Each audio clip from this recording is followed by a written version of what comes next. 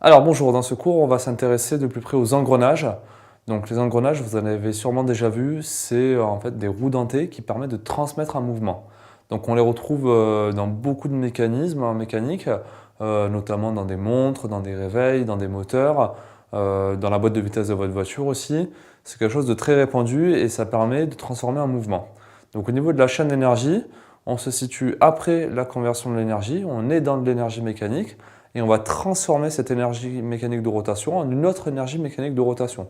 Donc en fait, on va adapter un mouvement grâce à des engrenages. Donc un engrenage, pour revenir dessus, donc je vous en ai représenté un ici, il s'agit de deux roues dentées qui vont venir tourner l'une dans l'autre grâce aux dents que possède la roue dentée. Donc il faut faire attention au vocabulaire. Un engrenage, c'est l'association de deux roues dentées. C'est-à-dire que si je prends une seule roue dentée, ce n'est pas un engrenage. Il en faut forcément deux pour former un engrenage. Et dans cet engrenage, dans cet ensemble de deux roues dentées, on va retrouver toujours une roue menante qui va entraîner le mouvement et une roue menée qui va recevoir le mouvement. Donc la roue menée et la roue menante, selon leurs caractéristiques, selon leur nombre de dents, selon leur taille, on va retrouver une transformation de mouvement différente. Mais il faut bien comprendre qu'un engrenage est toujours constitué de deux roues dentées, la roue menante qui transmet le mouvement et la roue menée qui reçoit le mouvement.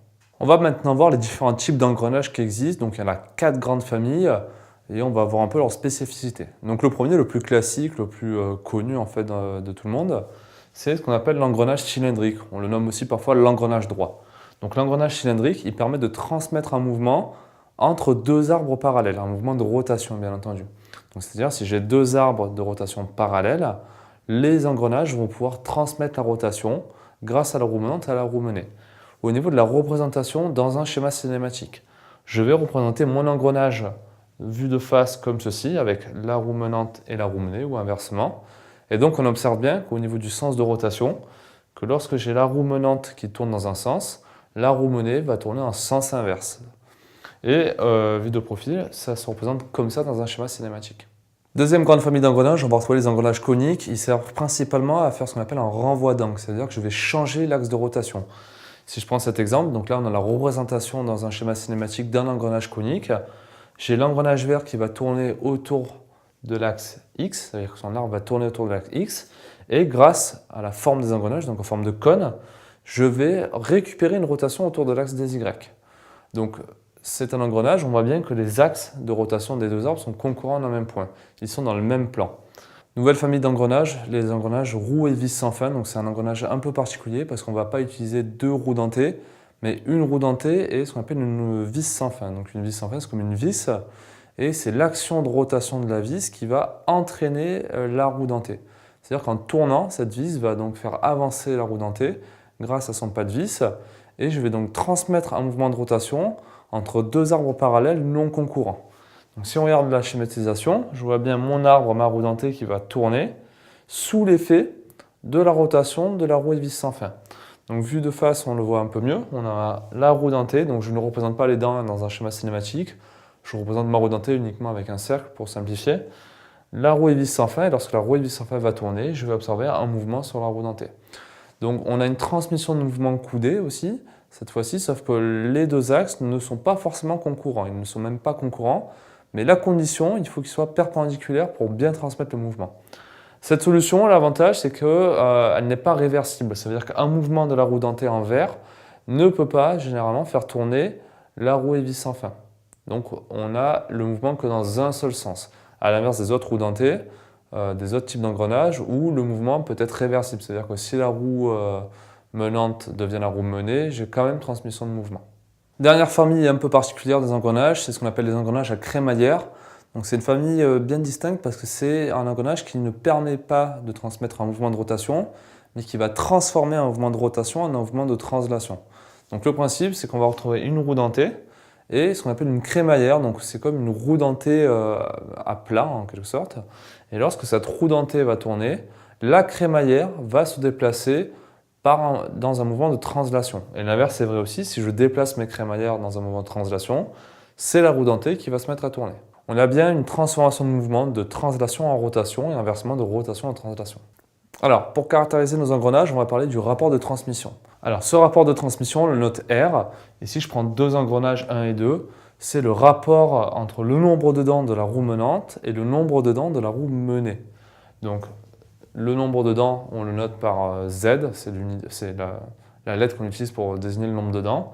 Et donc R, on voit bien qu'on a Z menante sur Z menée. Et ce R, ce rapport de transmission, c'est un nombre sans unité qui va me quantifier en fait le rapport entre les deux engrenages. On peut aussi le calculer à partir des fréquences de rotation. Donc si j'ai un engrenage d'entrée, donc là en l'occurrence engrenage 2, qui tourne à une vitesse de rotation oméga E, donc oméga E en radians par seconde ou en tours par minute, eh bien, le rapport de réduction R, c'est égal à oméga S, donc la vitesse de sortie, sur oméga E. Donc on voit bien que si je connais le rapport de transmission et la vitesse d'entrée, je peux déterminer la vitesse de sortie.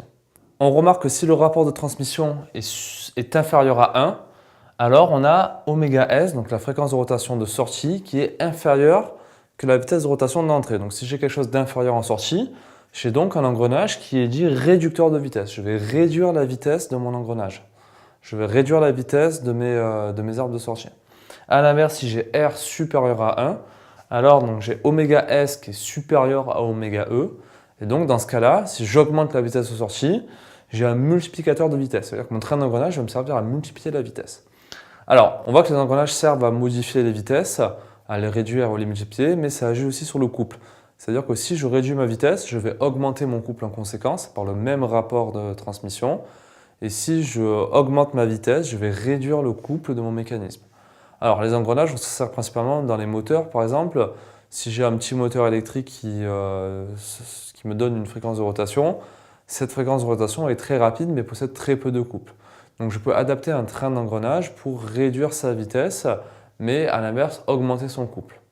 Alors, si je souhaite avoir un grand rapport de transmission, c'est-à-dire de multiplier ma vitesse par des rapports importants ou de la diviser par des rapports importants, au lieu de prendre 2 roues dentées, je peux augmenter le nombre de trains d'engrenage pour augmenter ce rapport de transmission. Donc, voici l'exemple d'un train d'engrenage avec 3 roues dentées. Donc, j'ai la roue dentée 1 qui va engrainer ma roue dentée 2, qui va engrainer ma roue dentée 3. Et les rapports de transmission de chacun des engrenages vont se multiplier. C'est-à-dire que le rapport de transmission total de ce train d'engrenage, noté RT, c'est égal au produit de chaque rapport de transmission. Donc si je regarde au niveau des dents, j'ai le premier engrenage qui possède un nombre de dents Z1. Donc son rapport de réduction, ça va être Z1 sur Z2, multiplié par le rapport de transmission du deuxième engrenage, donc entre Z3 et Z4. Donc, j'ai mon rapport de transmission global qui est égal à Z1 fois Z3 sur Z2 fois Z4. Alors, même principe que pour l'engrenage. Si j'ai un R inférieur à 1, je suis dans une réduction de vitesse. Et si j'ai un R supérieur à 1, je suis dans une multiplication de vitesse. Alors, ces trains d'engrenage sont très classiques, je vous dis, pour des raisons d'encombrement. On préfère multiplier les engrenages plutôt que de prendre des roues dentées très grandes ou très petites. Alors pour conclure, au niveau des engrenages, on peut appliquer tout ce qu'on a vu, c'est-à-dire le rapport de transmission, à d'autres types de transmission de mouvement qui sont identiques que les engrenages du point de vue cinématique, mais absolument pas du point de vue statique et sténique. Donc c'est le cas des systèmes à chaîne et à courroie. Donc par exemple, si je veux transmettre un mouvement de rotation entre cette roue et cette roue, je peux utiliser soit une courroie de type caoutchouc comme dans vos voitures, soit une chaîne métallique comme ce que vous avez dans vos vélos par exemple. C'est un exemple connu.